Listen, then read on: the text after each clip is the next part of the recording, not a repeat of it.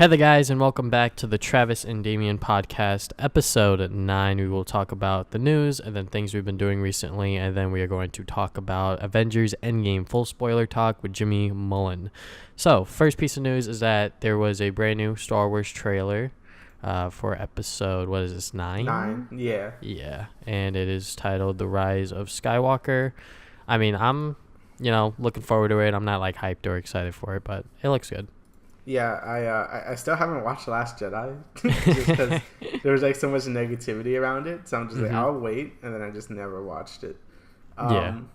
With this, it seems like people are either really excited or just hate it because of what's his face, the Emperor's laugh at the end.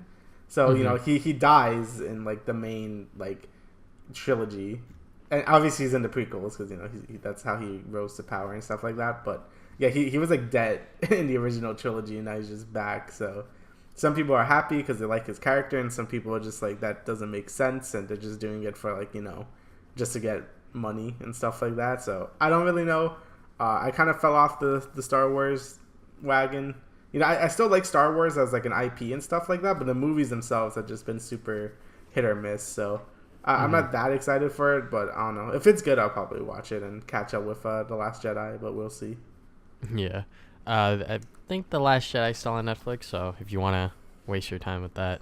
Yeah, I probably will, to be honest, because it's been a long time coming. I should just watch it at this point. Yeah. Personally, when I saw it in theaters, I liked it, I'm not sure if I liked it more than The Force Awakens. Yeah.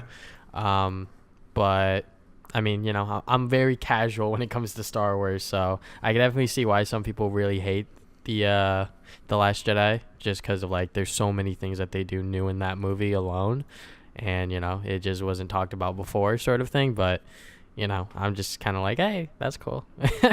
Yeah, I should probably watch it, but it seems like they're pretty much done with Star Wars after this because it hasn't been doing that well. I don't think the Solo movie made that much, and now this one just kind of people just want it to be over. Yeah. So I think the Solo movie didn't do well just because of bad marketing, and then on top of that, it came out after the Last Jedi. So yeah, that just wasn't good.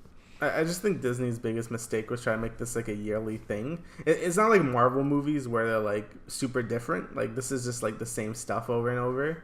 So having a yearly movie just makes people burn out super fast because.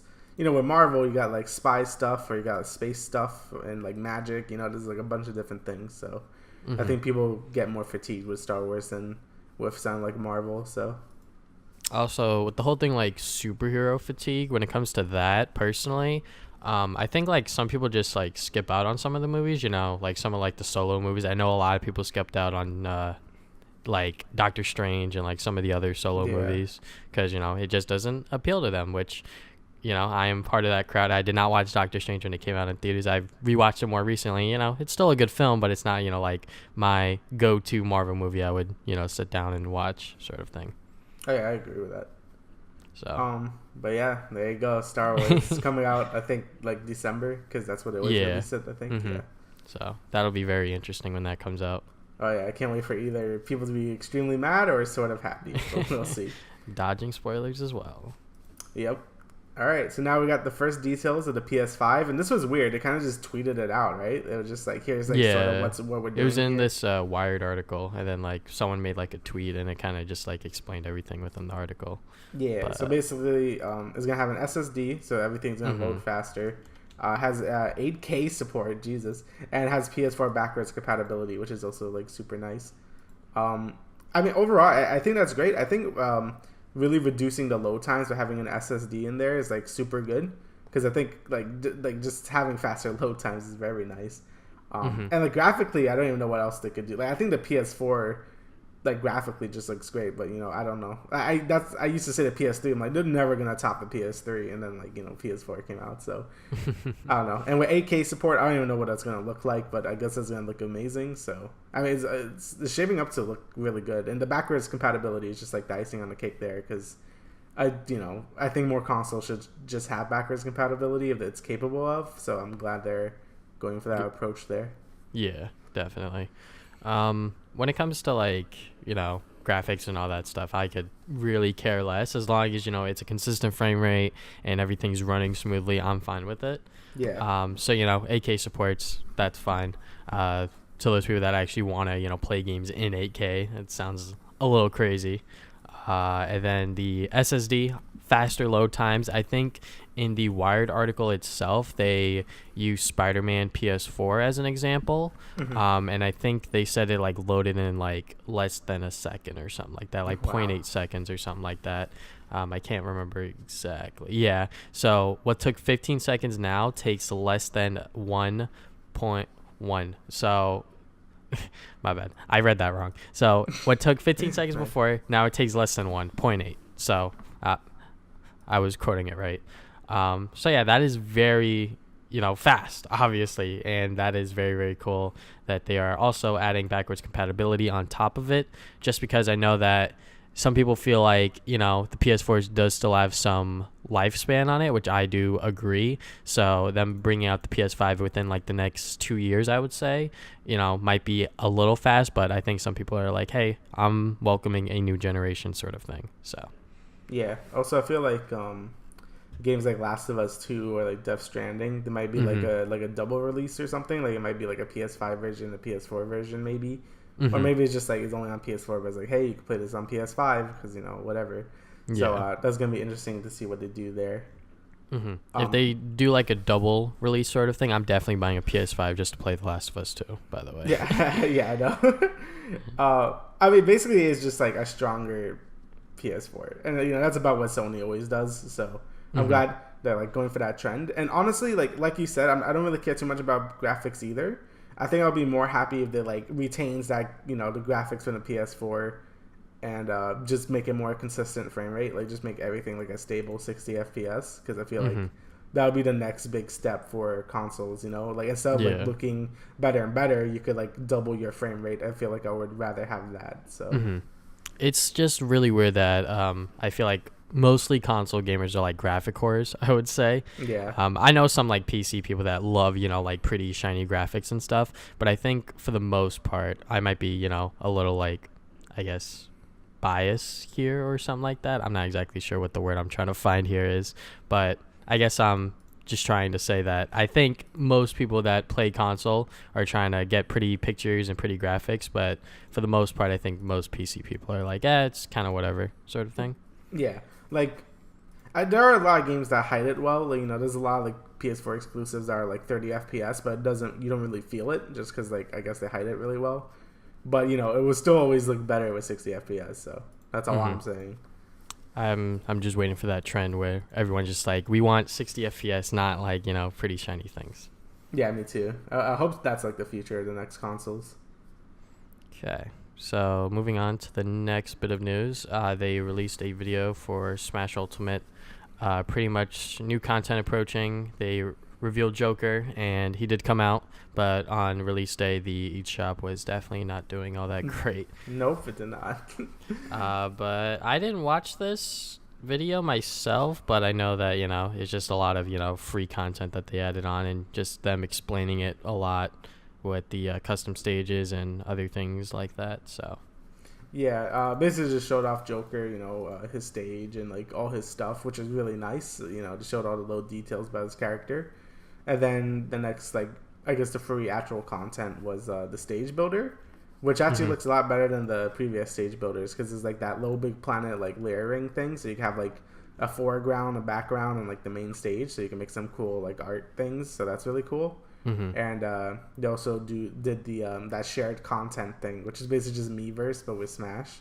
And it's cool, but it's also kind of a mistake because the next thing, with great power comes great responsibility, and obviously people did not do things that Nintendo expected them to do. So pretty much a bunch of people just made a bunch of inappropriate sexual stages. Yeah, and Nintendo ain't having that because we're Nintendo here, which makes sense. I'm not hitting on Nintendo badly because of it. I'm just kind of like, well, it was gonna happen eventually. It just kind of just like, how did you release this and not have like any moderation like from the get-go? Like on launch day, when you go to like hot for like all the new stages and stuff, it was just like 9/11 and like 6. I'm like, how did this even happen? Like, what? It was just baffling, dude. They just made like a algorithm. It was like, all right, whichever are the most popular stages, it'll be right here. And then they were like, wait, we probably should have monitored this because we gave them so much, like creative freedom. And then it was like, oh no, we made a mistake. So I guess they didn't play test this properly, or like, ask the right people, sort of thing. Yeah. So, but it was fun while it lasted for those that actually did this. I mean, overall, I still think the system was really cool. Like the whole Miiverse thing is cool that you could download stages and stuff like that. Like it is a very cool thing, but obviously Nintendo being Nintendo has to mess it up and like not moderate it. But hopefully that's dealt with now. Yeah.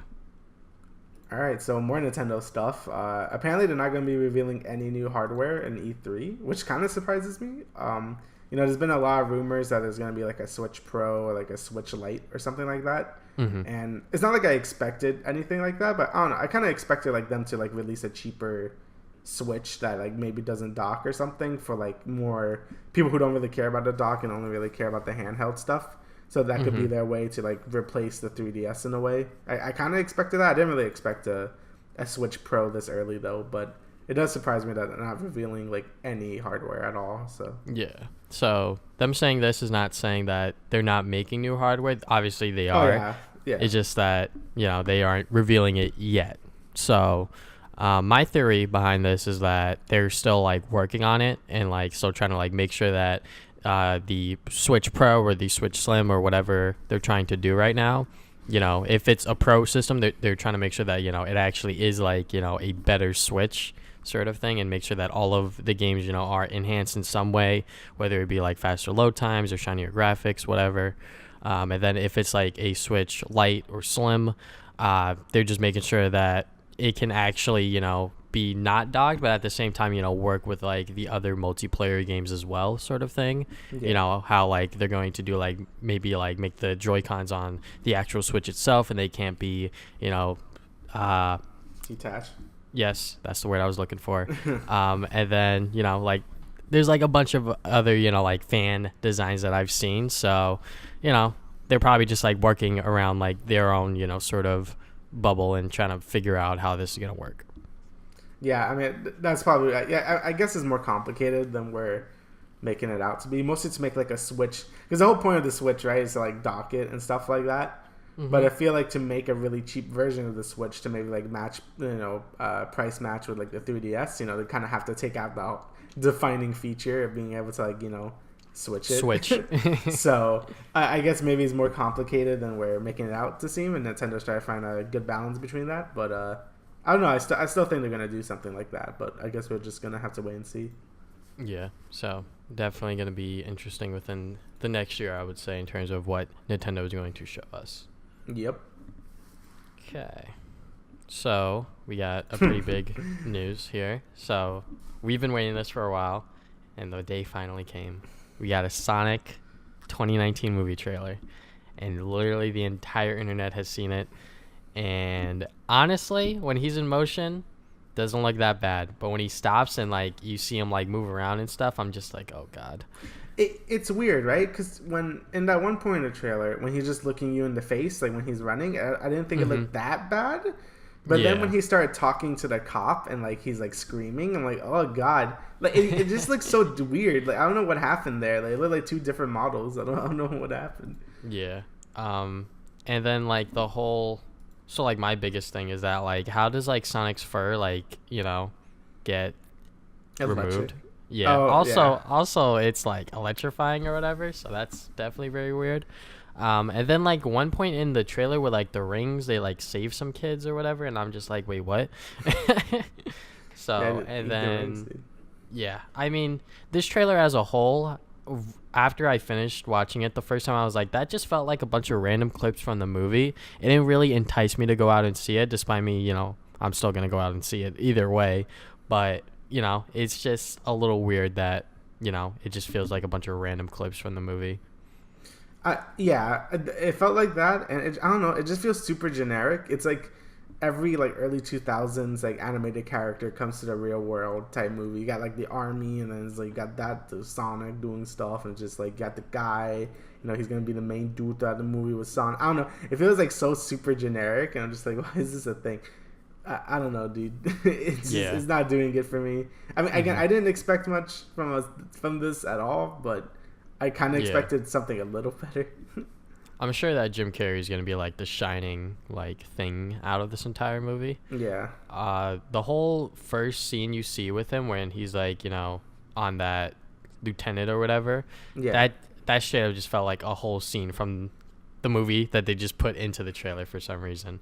But yeah, I mean, obviously it's definitely gonna be very interesting in terms of like how this movie plays out, because it just, like you said, feels super generic, and Sonic's design is not helping it at all. So the director has, you know, since followed up on Twitter and been like, hey, we're actually going to change the design. So I don't know exactly if that'll delay the movie. I hope it doesn't, because that would definitely hurt it in some ways, I think. But yeah, I just hope that once they come out with the new design, it doesn't look worse. Yeah, that would be really bad if they like, hey, we're gonna change it because people don't like it, and then it ends up being worse. That would be really bad.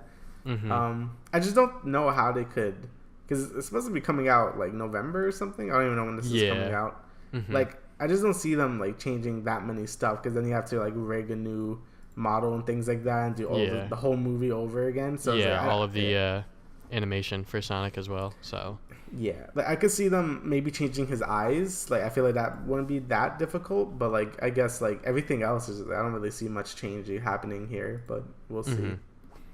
Honestly, they should have just like not have messed with the design to begin with, but they did. They really shouldn't have. I don't know why he looks like this, but or, you know, like obviously make tweaks to it, but not, you know, as drastic as they did with the whole blue arm sort of thing. Oh yeah. So, because like this movie is definitely going to be a introduction to Sonic to some kids, and like they're just going to draw Sonic with blue arms, and then when they play the games, they're like, wait, his arms aren't blue, unless they're playing Sonic Boom. But that's also he doesn't look like a monstrosity in the other games. So. That is also true. So it's just very interesting that they actually were like, yeah, we've actually, you know, saw on Twitter that you guys were really mad. So it wasn't even on Twitter. It was like literally the whole internet was just so mad. So they were like, oh, wow. This like to dislike ratio is not looking all that great. So I'm honestly like surprised they even like commented on it. Like, I'm like, that's good for them that they say that they're listening to the criticism, but I also feel like it's just way too late into the production of this movie, but I guess we'll see. Yeah. Alrighty, so into more like heated gamer moment news, you got Psyonix has joined Epic Games. So if you don't know who Psyonix is, they're the developer of Rocket League. So the major problem a lot of people are having, that Rocket League has been on Steam for a pretty long time now, like a few years, and Epic just bought them. So what does this mean for Rocket League? That means it just won't be sold on Steam soon. Like, I think they may have follow up, like Epic just like, we don't know yet, but I'm pretty sure like their first statement was like, it will be not available on Steam like past like late 2019 or something like that. So basically, if you want to buy a Rocket League, you should buy it on Steam now if you want to play it on Steam, or else it's going to be on the Epic launcher. So usually with this whole Epic stuff, I always say like people always overreact a little bit, because it sucks to have exclusives and stuff like that. You know, like I don't really like it either. I don't like having a bunch of launchers, but then again, it is just a free launcher. It's not like I'm buying a whole new console to like play a game. Like, I don't really care. Yeah. And when it comes to like the security, that's like every one that's not Steam has really bad security. Like my EA account, like I have the authenticator, and my phone goes off all the time. Like Russian hackers try to hack in. I'm like, Jesus Christ. Same thing with Ubisoft. So it's not just like, you know, Epic's problems. Like almost all these companies except Steam have like horrible security. That's, I feel like they should be pointing the finger a lot on like those other people as well. But when it comes to like, this is like one of my first major concerns with like the whole Epic buying things, because this is a game that's been on Steam for like years, and they just straight up just bought out the company, and they're like, okay, you just can't sell on Steam anymore. That feels a little too far. When it's like buying games that haven't been out yet, sure, but if it's like a game that's already been on Steam, that's a little iffy there. Like, that's kind of hard to defend, you know? Yeah, because obviously, you know, Epic Games is trying to create competition here, sort of thing. They're trying to compete alongside with Steam and to get their leverage on top of having, you know, other exclusives on their store, not just, you know, like the Telltale's Walking Dead and, you know, some other games that I can't name because I don't know them. You know, they're like, hey, why don't we bring Rocket League? So how do we do that? Let's just buy up the studio because we have all this money from Fortnite, sort of thing. Yeah. So I get what people are saying when it comes to like, oh no, it's going to be taken off Steam, this and that. I mean, if you want it, you probably already have it on Steam, sort of thing. But, you know, for people later down the road that want to play it on PC, they're going to have to use the Epic Games client, which might seem a little, you know, dumb because, you know, they have to use like multiple launchers and stuff like that, which, you know, I also hate it because, you know, when I have to load up Origin just to play like, what's it called? What's that stupid BR game that... Oh, Apex? Yes, Apex. When I want to go and play Apex, I gotta, you know, launch that, obviously. Or, you know, Far Cry or whatever. So it kind of is like the same thing, but kind of not, because, you know, they're taking it off Steam and putting it on their client forever. So it is what it is, honestly. This is Epic's way of trying to get, you know, even try to get ahead of Steam, which I think they're years away from doing that. But, you know, this is just one step in their plan, hopefully. Yeah, so, I don't know. I kind of hope Epic doesn't do more things like this, but, you know. Well, I guess we'll see because they're just buying everything. So coming from the devs of Fortnite who don't listen to their competitive community, and, you know, they're doing moves like this with their money. Yeah, it kind of speaks to what they're doing here. So yeah, what they prioritize, especially. Yeah. So, all right. So let's get into recent activities. I'll go first, actually. Go ahead. So I've been playing League, obviously. They released a new update. Patch. This is their biggest patch in a while. So I played a couple games on it. It's okay. I mean, you know, they changed Scuttle, which is like the crab in the river, from spawning at 2 minutes to 3:15. So what that does is that it forces you to like farm a little bit more and not like fight over scuttles like level 2 to like level 3 sort of thing, because, you know, like those fights really turn the game around like early game, and it's really dumb when like your jungler just ints for the crab and it's like, god damn it, bro. We didn't have priority in lane, neither did our mid, and, you know, so now I think the game will be a little bit more stable. But even then, I feel like Scuttle Crab as like a jungle monster sort of thing has been always such a toxic game element that when they added it in, it was sort of just like, oh, look, it puts vision in the river. That's cool. But, you know, it's still like, it just causes a lot of chaos in the early game. So I just really don't like it. But, you know, it is what it is, honestly. So, and then they buff like tanks in general, so that is very good for me. But, you know, it's still League. I think the rank ladder will never be fixed, honestly. Just because I've seen like challenger players and like high, you know, tier players still play with like D2, D3 players still, and it's just like, it's not even just like the MMR system at this point, it's sort of like the matchmaking sort of thing. So what I think Riot does, like behind these scenes, is like they just force you to get into a game with like these quote unquote higher elo players diamond up, and like, you know, just like get you into game as soon as possible just so you could play the game. But like with that or that just makes the game really like bad, you know, like game quality is just terrible, despite you waiting, you know, like instead of waiting like 3 minutes for a game, you know, you're waiting, you know, much shorter times just to get into game faster, but, you know, game quality is not that great. So right. Honestly, I think season 9 is kind of like doomed, kind of. But I don't know. I'm obviously still gonna play because my goal is to try to hit masters, even challenger, grandmaster, whatever. But it just feels like a lot of games are just coin flippy still. So. But I played Yoshi's Crafted World. I finished that. I did a review on my channel. The game's good, but it's sort of like, I think it's a watered down version of Woolly World. Maybe it's just because I have very good memories of Woolly World and I really like that game. But Crafted World, I don't know.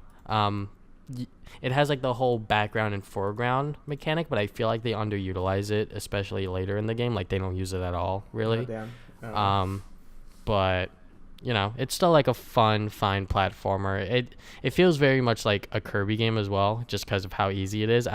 I felt like Woolly World was a lot harder, but that could just be memories and all that stuff. Falsifying those. Then I recently played Days Gone.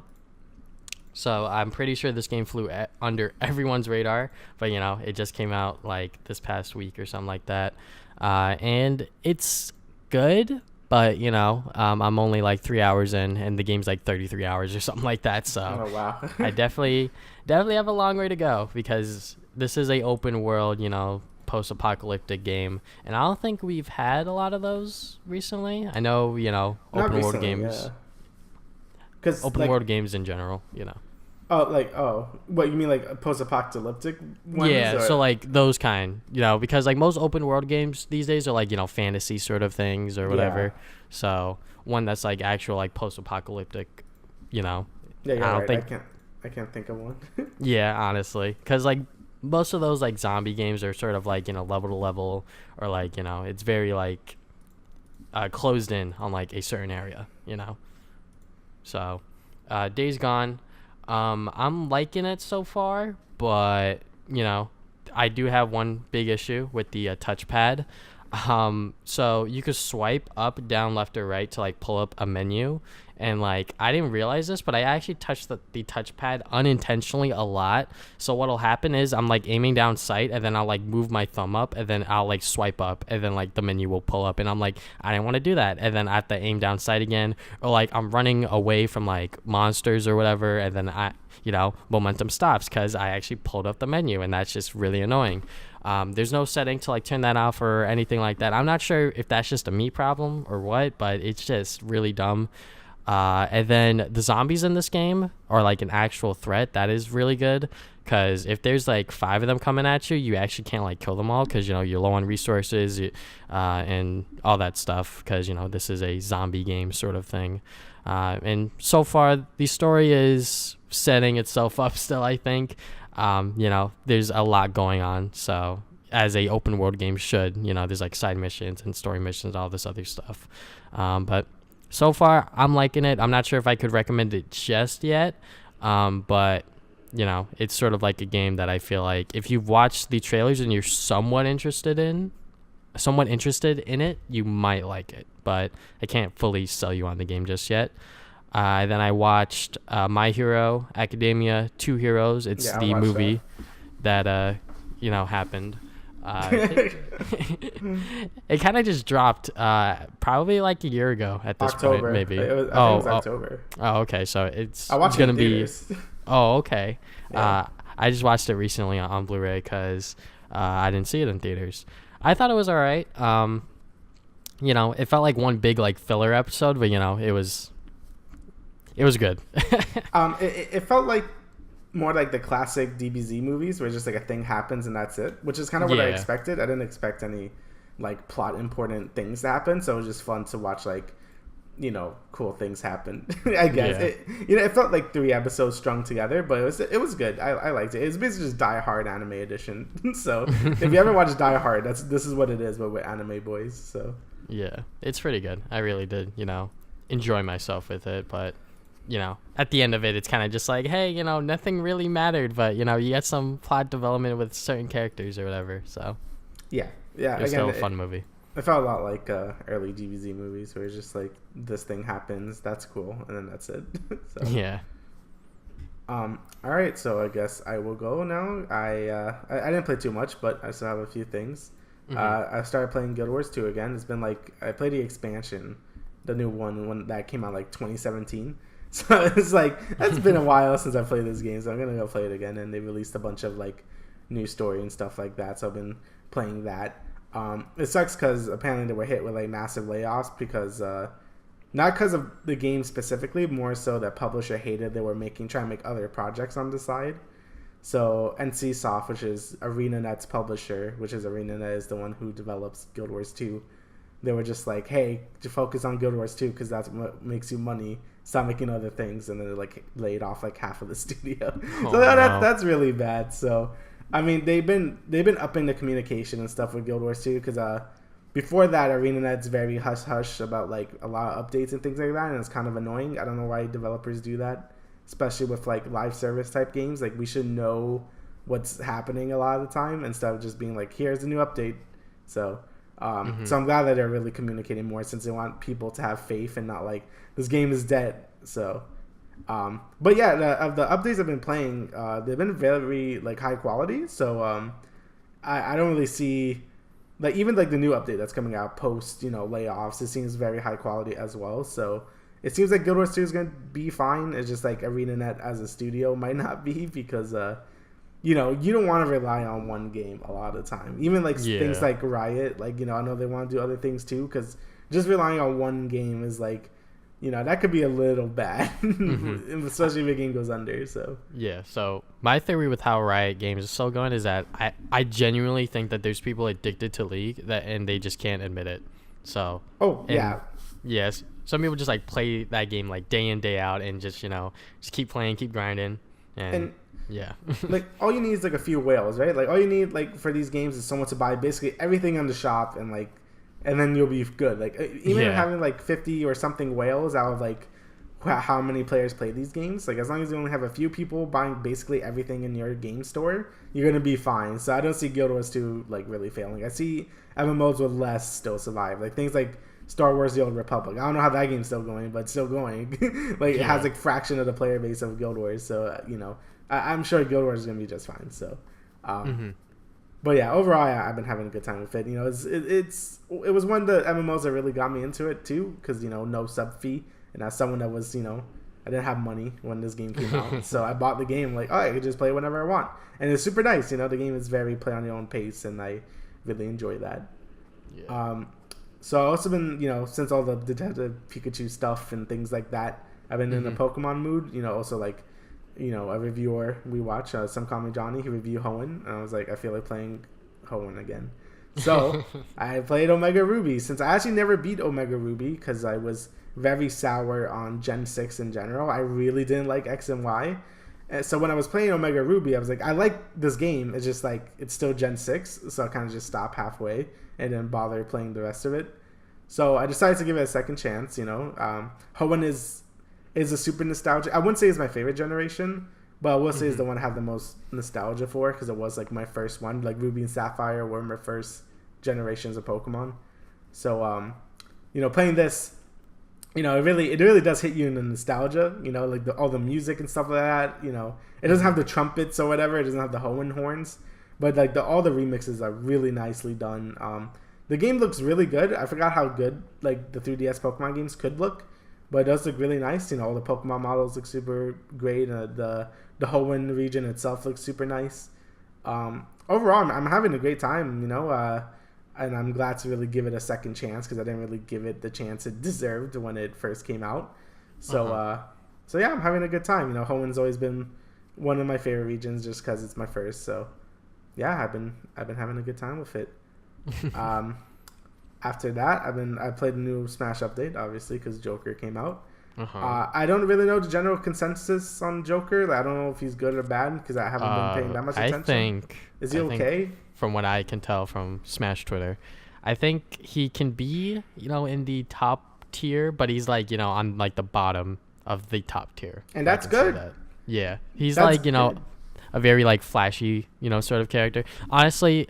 In my opinion, just from what I've seen, I think he's like, high mid-tier sort of thing. And that's good. I think that's what they should be placing these like DLC characters, not like broken, like Bayonetta. Or anything like that. Because, you know, I don't want Joker to be bad because, you know, I like Joker because I love Persona 5. But I also don't want him to be, like, broken, busted like Bayonetta because that's not fun for anyone. Mm-hmm. But overall, I think just talking to someone that's super casual, you know, I don't play competitive Smash. You know, I watch sometimes, but, you know, mostly just play. I think they did a great job with, like, everything about Joker. From his, like, moveset with his persona. I wish the persona mechanic wasn't just, like, get hit and then arson comes out. I wish it was, like, more like a special thing, like something different, but you know, whatever, it's fine. His stage is great, you know, Mementos, and like it changes color based on what music the game is from. So if it's like Persona 5 music, it would be red. If it's like Persona 3 music, it'll be blue, and if it's Persona 4 music, it'll be yellow. I think that's like super nice. You know, when you win as Joker, you get the special win animation, you know, from when you win a battle in the game. Like, they just did so much like detail that they didn't have to do. That's fantastic. I love it, dude.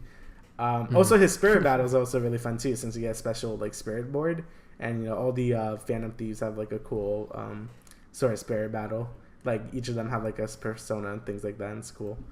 Also with the stage builder, I didn't try too much with it, but it does feel awkward if you're not using it handheld, which kind of brings me concerns with Mario Maker, because I feel like you're gonna have to play it handheld to make a good stage, because trying to use an analog stick to like draw things sucks, obviously. So I think, and that, again, that brings concerns for Mario Maker, because it's like you're gonna have to kind of play it handheld if you want to make a good stage, I feel.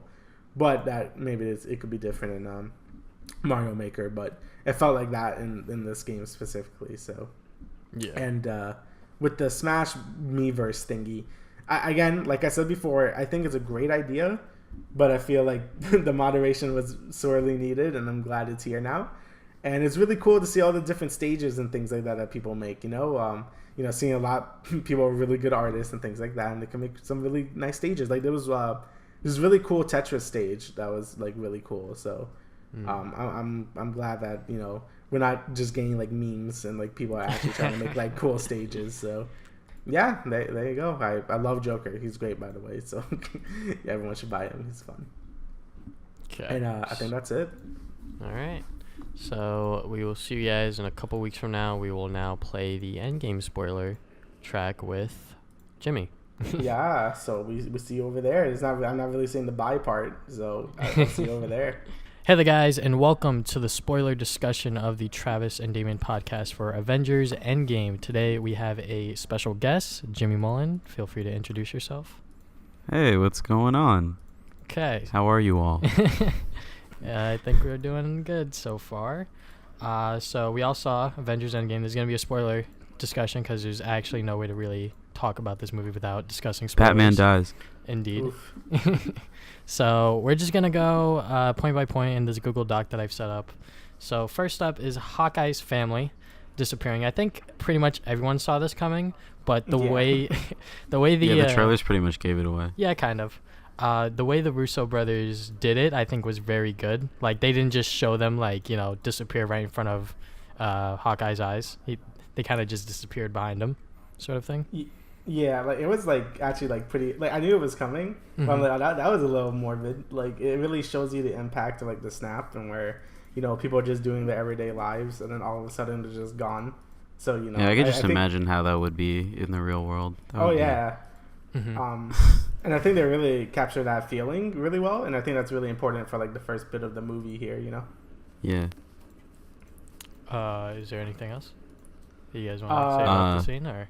I also like how immediately after they show the Marvel Studios intro, and like the people that died are just not in the intro. Oh yeah. But like the backgrounds are. I thought that was. Oh, I didn't notice morbid. that. Yeah, that was something that I didn't notice at first. Like time seeing it. Yeah, I saw it. I was like looking closely, and I'm like, wait a second, isn't Wanda supposed to be there? And I was like, oh wait, no, she's dead. Oh, that's pretty cool. I didn't even notice. I was like, wow, they actually went that extra mile. It's definitely the very. I was expecting the Marvel Studios logo to fade into dust like it did in the first trailer, but it didn't. Yeah, subtle details that they put in there as well. That was very, very cool. And then the entire like beginning sequence before the whole 5 years later sort of thing. So like my thing with that was that was like something that I don't think anyone saw coming. Them killing Thanos within the first half hour of the movie. Yeah, I didn't see that coming either. That was he went for the head though. I also did not expect that. I thought it was gonna be like the whole first like I don't even know like 15ish minutes, probably more than that, but. Like that first part of the movie, I was just like, oh wow, they really went for it, huh? You know? Yeah. So with bringing Tony back was really quick, and then they like talked about it. It's like, hey, we gotta get the stones or find the stones, unsnap or whatever, and find Thanos. They just found Thanos and killed him, and there you go. Yeah. Robert Downey Jr. did a fantastic job in the beginning, though. Like the way he was just like, the way he he was suffering. That felt really real. Yeah. To me. Yeah. I kind of wish they stayed on that just a little longer because Yeah, me too. Yeah, because he kind of just felt like he got saved super quickly by Captain Marvel there, and I kind of wish they went a little more into that. Maybe develop more. I wanted to see like if they could actually make the journey back. That too. I guess not because they were running out of oxygen. Yeah, because they already skipped it to it's like, oh, you only have 1 day of oxygen left, and just like, oh, okay. I also kind of wish they took the scene from the Captain Marvel post-credit scene and actually put it in the movie, like in case people missed out on Captain Marvel. Like I missed it in theaters, but I ended up watching it through other ways, which I'll not discuss. But only because of for health reasons, I wasn't able to go. But that's besides the point. But yeah, I feel like they probably could have made it a bit more lenient as to who she is in case people missed out. Yeah, and I guess this is our opportunity to really talk about Captain Marvel in this movie. So some people say that she's in it for too little, and personally, I think that she's in there just enough. It obviously is really weird. I agree. This is more about the end game for these like Tony, Steve, Thor, like these characters. Like Captain Marvel just came in here, and Kevin Feige said, I think multiple times, that like she's probably going to end up being the new face of the MCU. So give this movie to the people that have been here since the beginning. Let them have their shine, their final moment, and then move on to Captain Marvel. I think it's definitely better that they didn't give her as much time. Yeah, it's also the fact that like I think that was a plus. It's also the fact that she's like super strong. So like they had to write. Yeah, she's like broken as hell.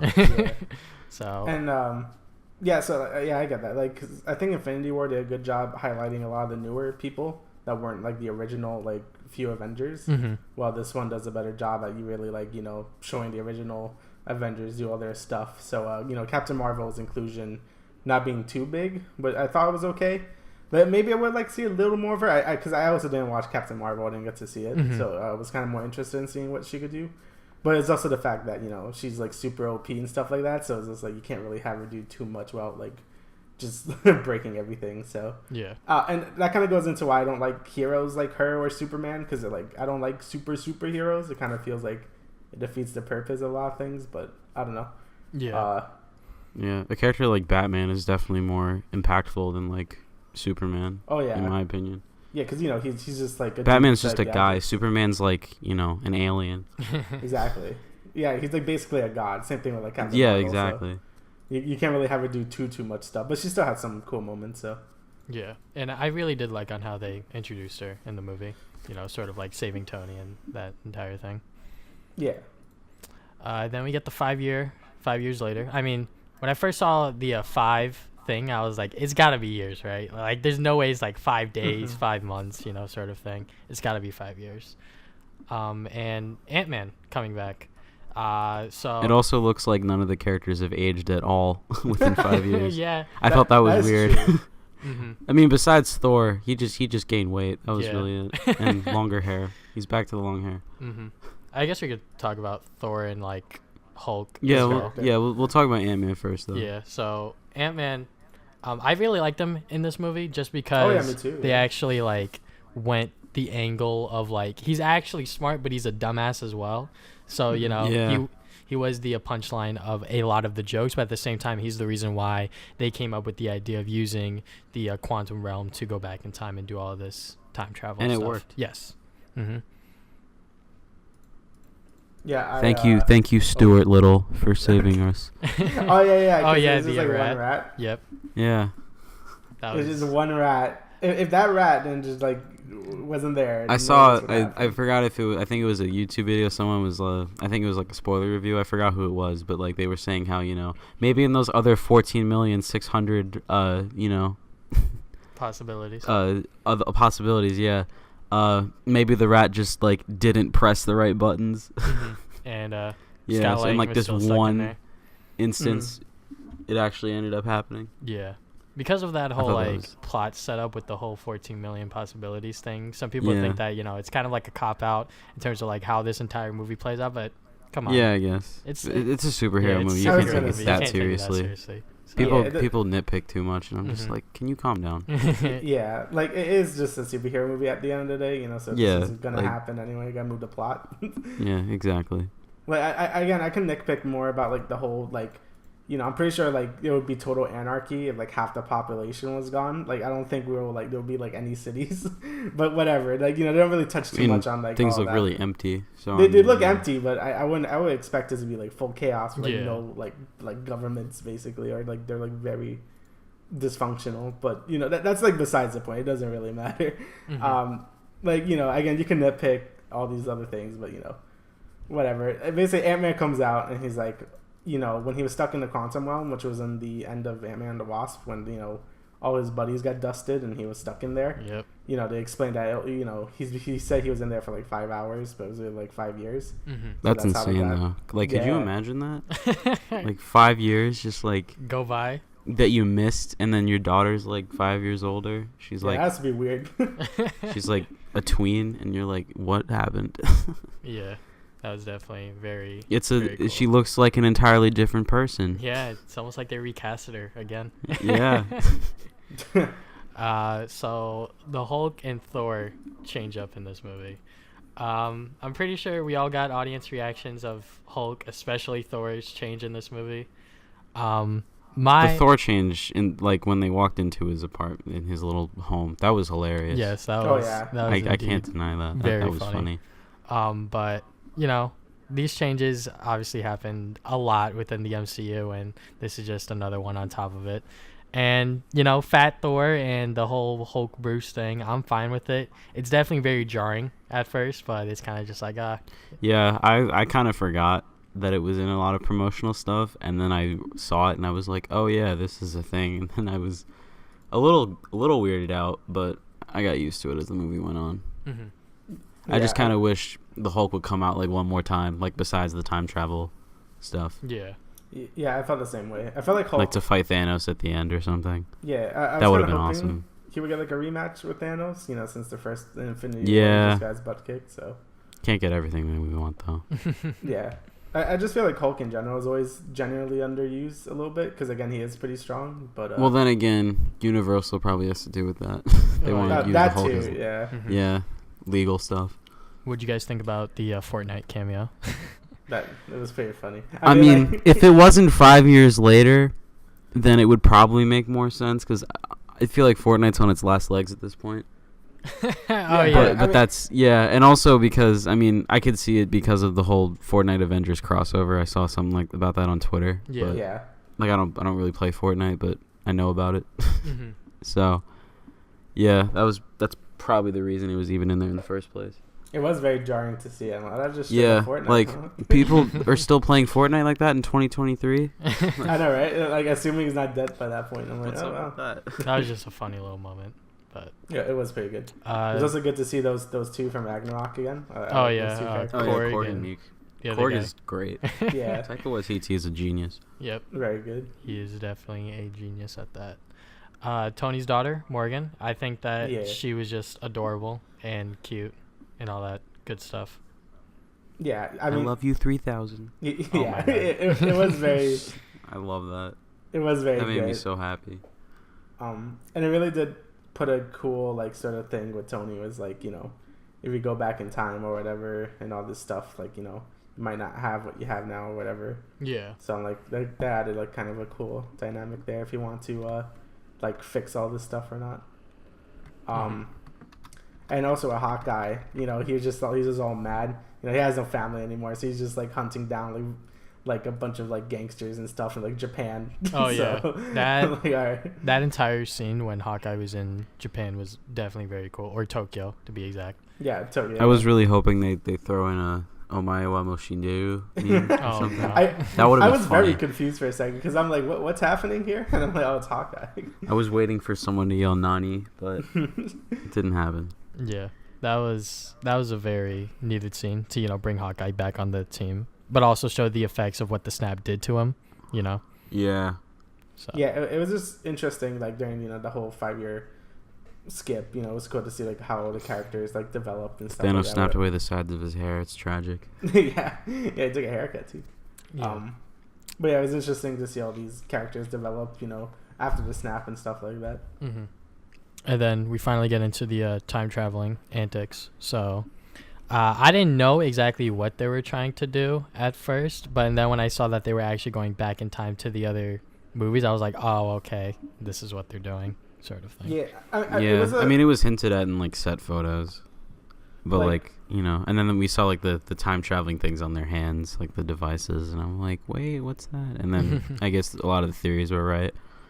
Yeah, I mean, at first I thought they were going to like space or something, which I guess they did, but yeah, they did. But I thought like those suits were for space, not time travel, so I didn't know. Right. And I kind of guessed they were gonna go back in time anyway, but yeah, I didn't know it was gonna be like this. So like them actually going back to the movies and all that stuff. And I think it's kind of cool that it's kind of rewards people who like watch the other movies and stuff like that. So I remember that. I remember this. So I think that was a cool way to like reward people who like caught up all the movies. Well, not all of them, but for like some of the movies up to this point. So. And in the entire like first Avengers like sequence, we get one of the many great Captain America moments when he does the Hail Hydra thing. That was incredible. Yeah, it was really good. That was so good. Just because it also calls back to Winter Soldier, but on top of that, it like references. I was really hoping there'd be another fight. Oh in the yeah, elevator. But just the fact that it didn't, and he just went and said Hail Hydra was so satisfying. He was definitely using his brains and not his muscles this time, but it did look like they were setting up another elevator fight scene, but that didn't happen. That's what they wanted you to think. Exactly. But yeah, the whole Hail Hydra thing references Winter Soldier, but at the same time it calls back to I think a more recent run of the Captain America comics where at the end of the first issue he does say Hail Hydra, and everyone was freaking out about that on the internet when that happened. that caused the whole thing on Twitter. Yeah, that was a while ago. And then Loki taking the Tesseract, so I'm pretty sure everyone knows that that's the Disney Plus thing. Yeah. I wonder how that's gonna go. Yeah. Because I think someone did say that it was like a prequel thing, but now that we see this in Endgame, I can understand that's probably what they're talking about. But I guess they couldn't say exactly. Yeah. Yeah. And then we get because. Okay, go on. Yeah. I was just gonna say it also shows that this Loki. I mean, I know he was always kind of evil even towards like Infinity War, but with this one's like full on like Avengers 1 Loki, and he kind of just stole the thing. So yeah, it's gonna be interesting to see what they do with the Disney Plus show. And then moving on to the first Guardians of the Galaxy movie, I think that Rhodey in this entire like sequence was just hilarious. Oh yeah. Yeah, Rhodey was great. I really love the scene where just knock out Quill when he was just doing his whole dance number when Guardians 1. That was really good. So he's an idiot. Yeah, this is really good. Pretty much it. Yep, he is. He is an idiot. And then Nebula. So, like, what do you guys think about, like, the whole, like, this is how Thanos finds out sort of thing? I feel like this was just their way to basically say, so, the current Thanos from Infinity War is just dead. Guy's head chopped off.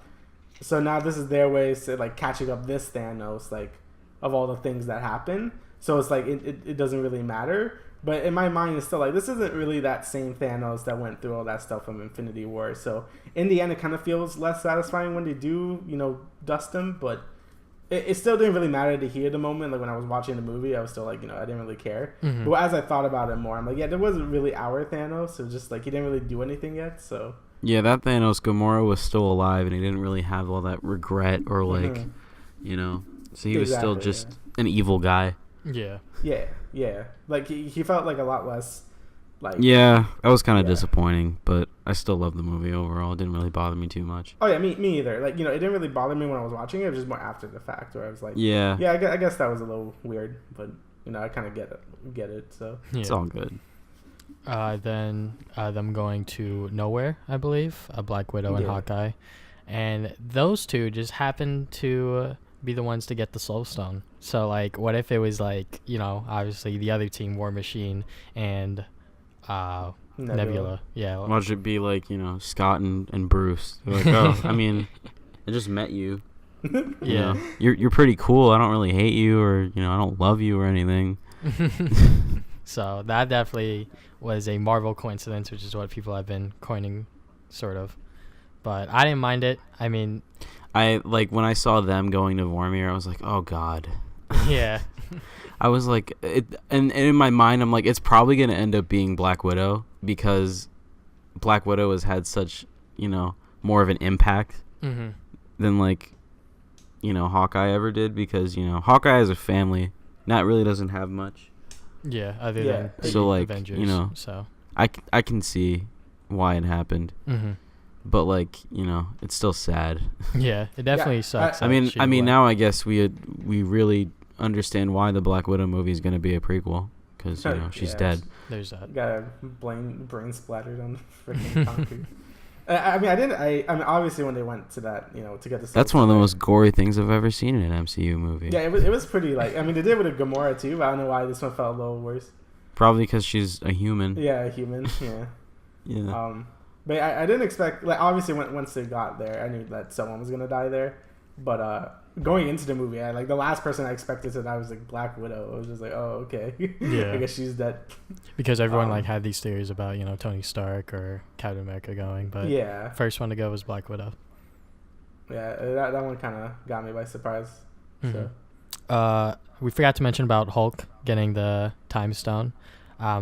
I really like the way that they actually explain time travel in that sequence, like for this movie in particular.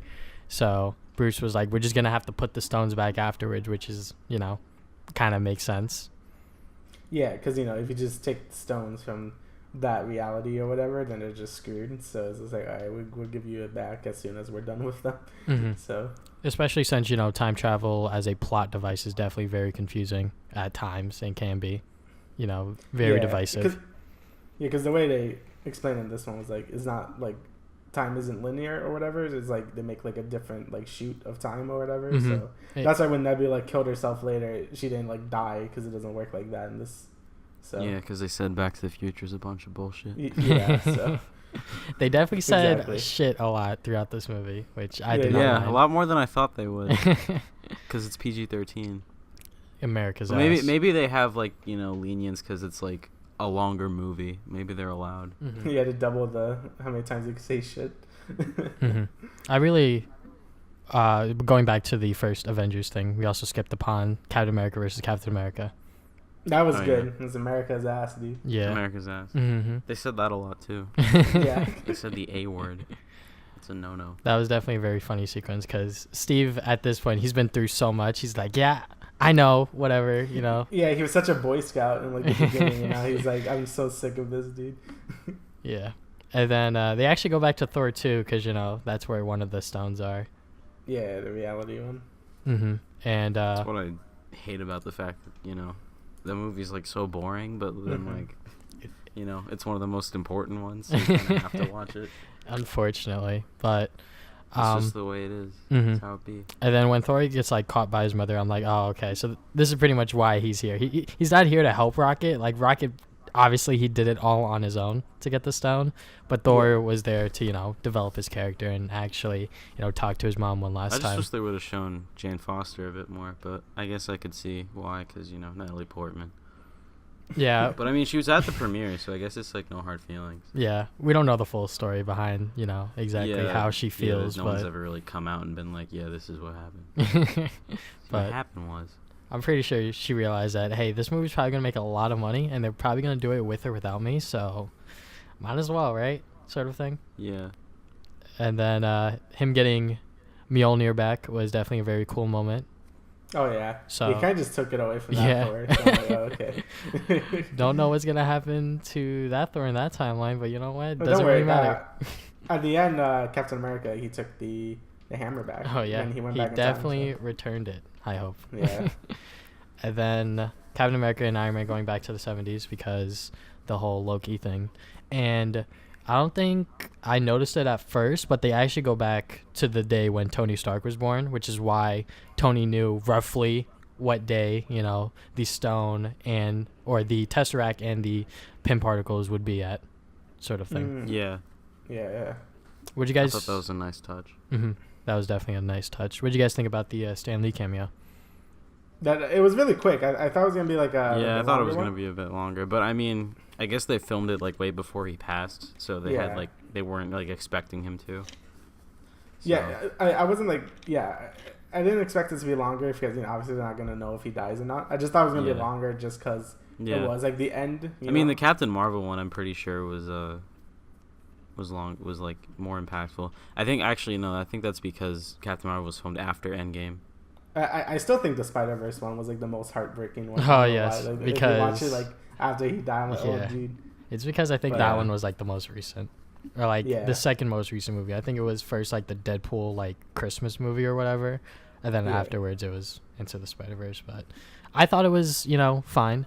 I actually didn't get any applause the first 2 times I saw it, but the third time my theater was just up in arms, clapping. Yeah, so. I mean, I noticed it, but yeah. It was very quick. So. Mm-hmm. But and that whole time travel sequence, go on. Yeah, with when Tony Stark met his dad, it was a pretty clever way to like discuss like the similar issues they were facing, like the whole family and stuff like that. Mm-hmm. Yeah. So I thought that really was a cool could way have come up with a better name though. Yeah. That was. I mean, he didn't want to say Tony because then that might have changed. Right, yeah, I could see why he didn't say Tony, but like he was like, screw it, Howard, and then it's like, oh, he could have made a reference or something. Maybe Howard Potts. Yep, that's exactly the name he came up with. Took his wife's last name and his dad's first name and just put them together. Yeah, I think couldn't say Stark, so like, fuck it, whatever. Yeah, but and then we get to the part where the Hulk does the snap. So like, some people are a little bit like, I guess, complaining about on how like Tony Stark could like create like a gauntlet when like before it had to be like this like specific place to do it, sort of thing. Yeah. I noticed that they could have gone back to that place and been like, make a new one. Yeah, I guess it's because when Thanos had the Infinity Gauntlet, he was able to use all the power, all the stones, like just like blast them with the power one to use the reality one. This one, they didn't really do that. They kind of just do it for the snap. Because they weren't really intending on using it for anything else. Exactly. Yeah. So I felt like they didn't feel like it was necessary to do that whole thing. So. I mean, that's you gotta give props to Stark. His technology was able to hold him. Yeah. Oh yeah. That's my thing. I'm like, well, at this point, Tony Stark should be smart enough and have the technology to do it. It's like 2023 or something like that. So, technology is literally advancing every single day. So at that point, you could probably make a gauntlet to hold the Infinity Stones. I would imagine. Yeah, because when they used it, it was like dying already. So for one snap, so like even the Infinity Gauntlet, but when Thanos used it twice, it was already like infused with his arms. So they can't really take that many snaps, Mm-hmm. But the evil Nebula from 2014 or whatever brought Thanos into 2023. Personally, after like rewatching it like the second and then during the third time, I was like, how does she know exactly on how this machine works, sort of thing. But probably because she watched it through other Nebulas thingy. Yeah, probably. I get you could probably explain all like how do they know is by that one obviously more and more nitpicking I'm coming up with, but it's whatever, honestly. And then the whole third act was just insane, right? Oh yeah, when like the final battle, when so beautiful. Yeah. When Thor gets Mjolnir and his axe or whatever. Axe, yeah. Stormbreaker. Having both of them was like really cool to me. Yeah, definitely. Because I didn't think he was gonna get Mjolnir back, but then I realized, oh wait, they can just go back in time and get it. Yeah, it was awesome seeing like dual wield them. That was really good. Yeah. Yeah. Mhm.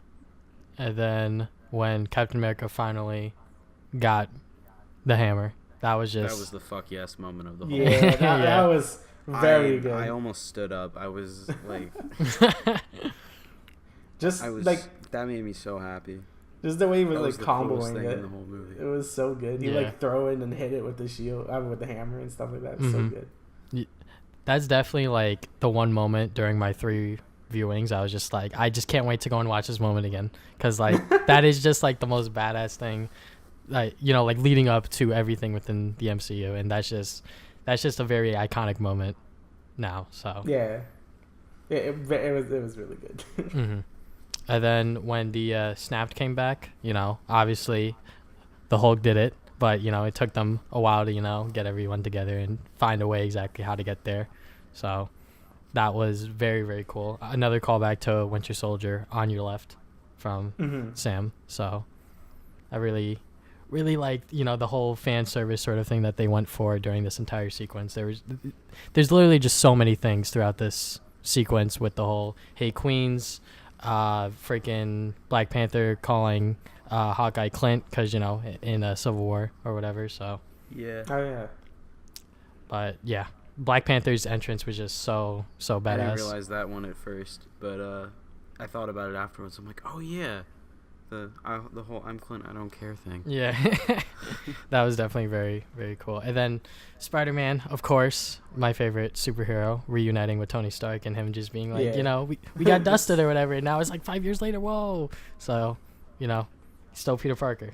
I almost cried when Spider-Man came back on. That was so amazing. Yeah, it was very good. I do like the relationship that like, Tony. Spider-Man. Yeah, I feel like I always get like that. Yeah, I love Spider-Man. Yeah, but I still like how much Tony really cared about Peter. Like, he basically did all of this just to get him back too, because I guess he felt like it was his responsibility for getting him into all of this anyway. So he felt really guilty. He's like, you know, his son he never had. Yeah, pretty basically. much. It's basically his son at this point. So he treated him like his own kid. So. Yeah. It was really nice to see them get reunited there. And then Pepper in the Iron Man suit, which was teased earlier in the movie with Morgan. That was very cool. Yeah, her suit was super cool too. I saw an ad on Twitter, like on the Marvel's. I think it was on the Avengers Twitter. It was like a critic's reviews of like the movie. They showed clips of the final battle, including Pepper in the suit. I don't know why they did that. And and ironically, they put hashtag don't spoil the Endgame in the tweet, and then everyone's replying to it saying hashtag don't spoil the Endgame. Oh, no. You spoiled your own movie. Yeah. Come on, Marvel. I actually saw one tweet that was like, Tony Stark died, heartbreak emoji, hashtag don't spoil the Endgame. I was like, bro, really? I was like, are you serious? Are you really? Give the biggest spoiler, don't spoil That's incredible. You really like this dumb or whatever? Today someone in one of my classes like came in and he was like yelling like, yo, how come like Pepper was in like the Iron Man suit? Like he was like yelling a bunch of like, he talked about how like, yo, how come he just gave the shield to Falcon, and he was just like yelling about all this stuff, and then someone else in the class hadn't seen the movie yet. Oh, and shit. like and like I guess like he did not care, like he was just yelling a bunch of shit, and then like she walks in the other room, but right before she does, she goes to the door, she's like, you guys are assholes, and like, slams the door. And I'm like, I would be oh my real God. mad. Yeah. And then I think I yelled Batman dies, but like, you know. Yeah, some people are just really inconsiderate when it comes to like spoiling movies. Like obviously, there's those out there, which I know those people that are just like, I don't give a shit about spoilers. I'm gonna see it either way. But you know, for me personally, if I knew anything, like, you know, Captain America being worthy, the whole Hulk and Thor thing, I honestly would have been kind of upset. But you know, afterwards I would have been like, whatever. Last year I got spoiled with Infinity War. I scrolled like too far down when I was watching a video. Oh no! And, like, that's the worst. Gamora dies. Spider-Man turns into dust. No. And I was like, "Oh, dude, it's like Infinity War." Please don't let this be true. And then I watched the movie. Yeah, if you didn't watch Infinity War, God damn it! Yeah, you were so screwed, dude. I'm so happy to watch Infinity War like opening night, because I was just like, if you didn't, it was just memed on so hard. Oh yeah, with the whole dusting thing. Like, yeah, I got my tickets like last month. Couldn't control themselves, but yeah. The whole like shot with the woman of the MCU I thought was very cool, just because that's very cool. There was a lot. I'm like, oh yeah, in Infinity War. But yeah, it was the fight with Scarlet Witch, right? No, she wasn't there, was it? Yeah. Right? Was she? I can't remember. Infinity it was like Black Widow. Yeah. Yeah. Infinity War was like Okoye, Black Widow, and Scarlet Witch. Oh, okay. Mm-hmm. And this one was everyone. It was literally just everyone else. And Mantis and Wasp and stuff. Yeah, I'm like, oh man, there's a lot. And then when Doctor Strange was like 1 to Iron Man, obviously. Yeah. So like signaling Ant-Man to go. Yeah. The parallels between like Iron Man and Thanos is obviously like very clear.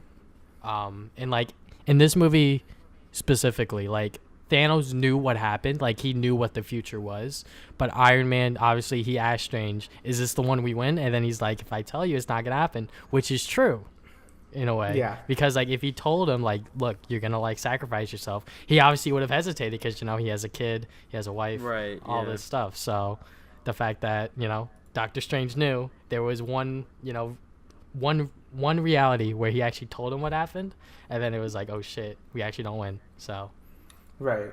But him doing the snap was obviously very, very cool, and him dying in the process of doing it I think makes sense, because I think if he didn't, that kind of would have been like, so like Hulk almost died, but Tony Stark like, doesn't.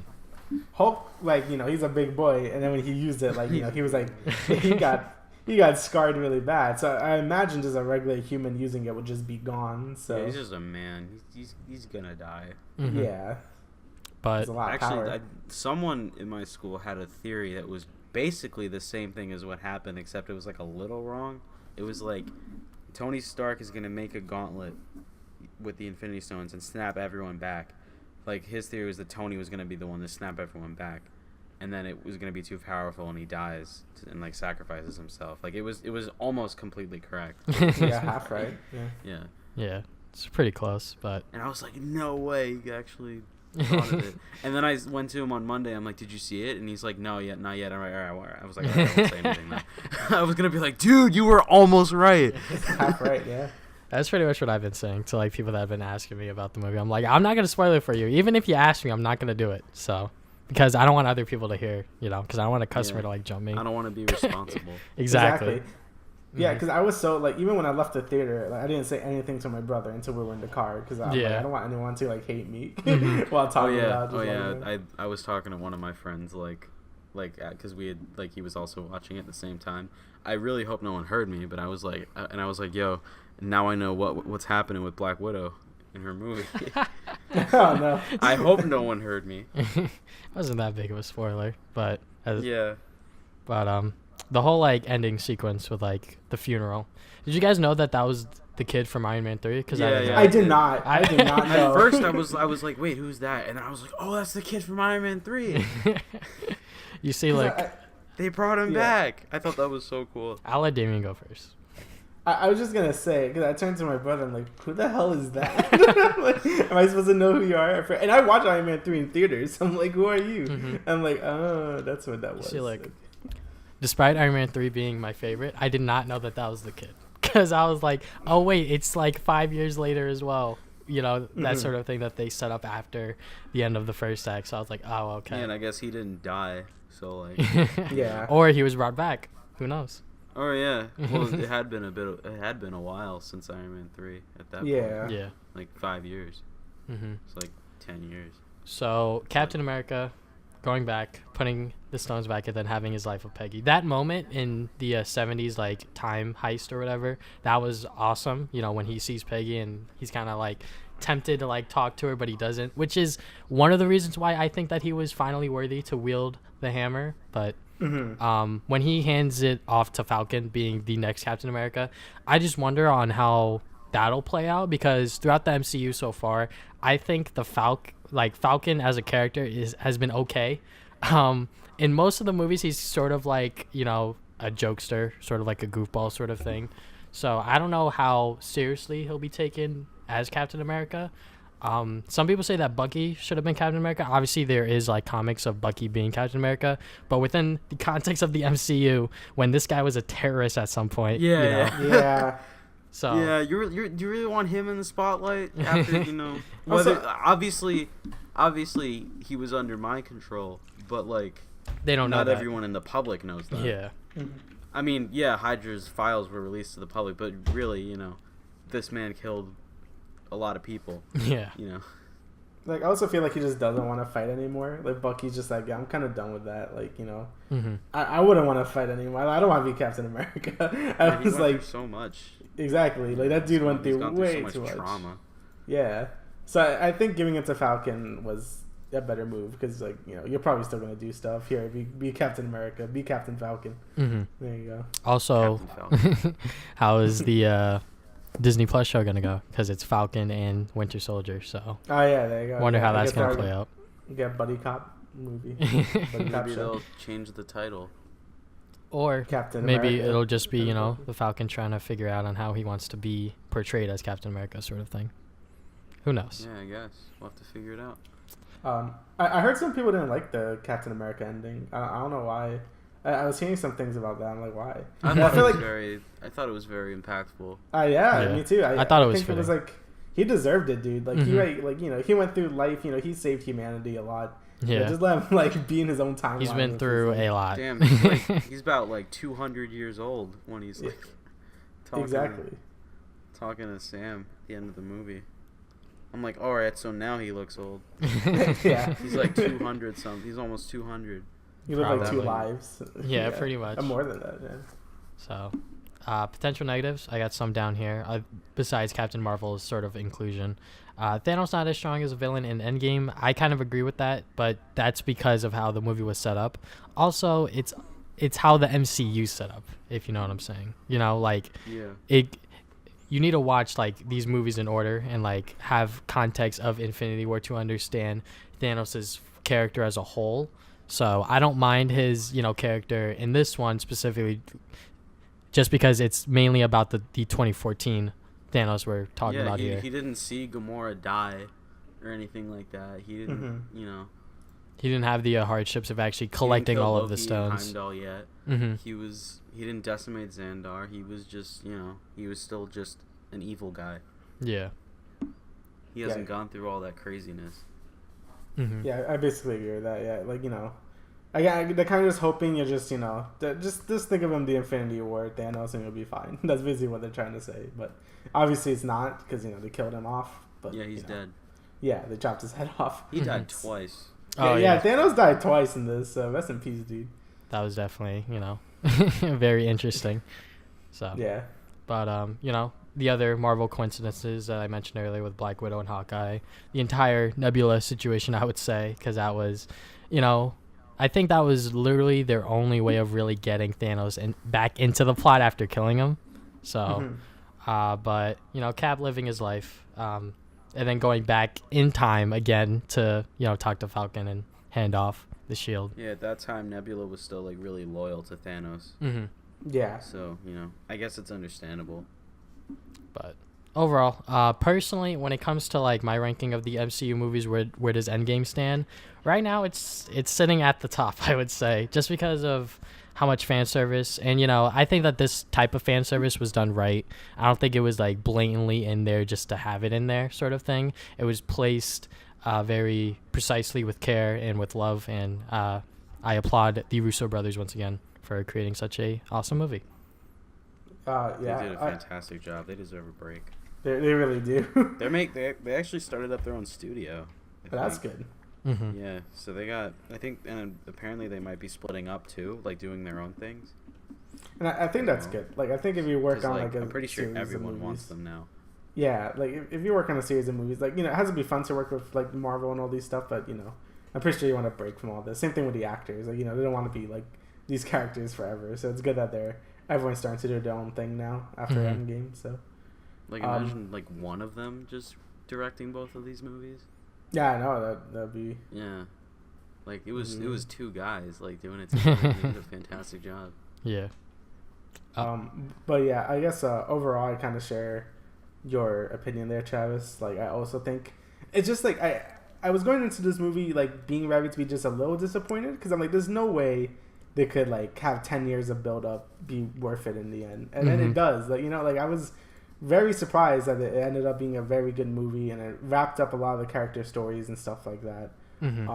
Like so well. Like I was just really surprised they managed to pull this off, and I think that's just like something a lot of people are appreciating too. Even if you're not a fan of like Marvel movies or anything like that, you can just appreciate that being able to deliver on like 10 years worth of hype is just like beyond impressive. Like it's crazy. Your final thoughts, Jimmy? I loved it. It was fantastic. It's so good. Right now, I think it's at my top, but I might have to watch it again. Yeah. Well, obviously, because I want to watch it again, but like, you know, just to make sure. I'm getting the Blu-ray as soon as it comes out. Oh, big same. Actually, when I ordered my Infinity War one, I ordered like the Blu-ray, but they sent me the 4K one. Ooh. So, I mean, I wasn't complaining. I got it for cheaper. That's true. Yeah. So, I loved it. Obviously. I think they did a fantastic job, like wrapping up a lot of characters. I'm really curious to see how the Disney Plus shows are gonna go now, especially like the WandaVision one, because you know Vision was like nowhere to be seen in this movie. Yeah. So, I'm really wondering. Yeah. Also, the Loki one looks really interesting. Yeah, it's just gonna be interesting what they do afterward. It's not like they're changing the future or anything. Like it's an alternate reality at that point. Yeah. So you know, they're really doing that kind of stuff now. At this point, it's kind of just like, what's next? They could make a bunch of shows out of like alternate realities, and now they're doing this What If animated show too. Yeah. So, wonder how. I'm really curious to see how that's gonna go. Guardians 3 with Thor. Yeah, yo, I'm hyped for that. Same. I hope that's the case. Yeah. Just because, you know, I think Chris Hemsworth said in like a recent interview that he's willing to play this character for as long as Disney/Marvel wants him to. So. Well, that's good. I just hope that, you know, in Guardians 3, we do get Thor in it. I think Chris Evans said I think he wants to be a director. Yeah. Yeah. That's good. So. That'll be he's very done. Cool. But is there anything else you guys would like to add? Because I think I'm all tapped out. No, I think we've just about. Yeah, discussed I think we're everything. good. All right, so thank you guys for listening to the Travis and Damian Podcast, episode 9, and we will see you guys in a couple weeks. See ya. Thanks for having me.